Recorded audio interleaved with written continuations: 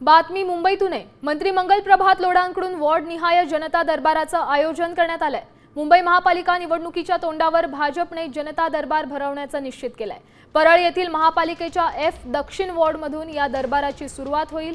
प्रत्येक वॉर्डमध्ये सातत्याने जनता दरबार घेणार अशी माहिती मंत्री लोढा यांनी दिली आहे। समस्या सोडवण्यासाठी मुंबईकरांनी जनता दरबारात यावं असं आवाहन देखील मंत्री मंगल प्रभात लोढा यांनी केलंय।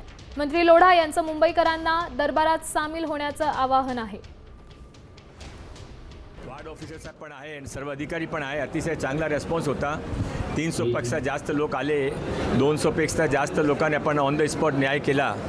जे आहे शिल्लक त्याचे पण कंटिन्यू राहील। माझी विधानसभा आहे पण मी अधिकाऱ्यांचे मानतो आणि लोकांची पण समस्या आपण हा जनता दरबार नेहमी पुढे पण करू।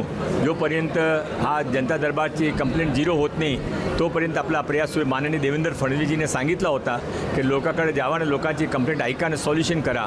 त्याप्रमाणे आज प्रथम जनता दरबार मुंबईचा झाला। आता पुढे अजून सुरू ठेवू। आता isakal.com आहे देशातील नंबर 1 ची मराठी न्यूज वेबसाईट। प्रत्येक अपडेटसाठी isakal.com ला नक्की भेट द्या।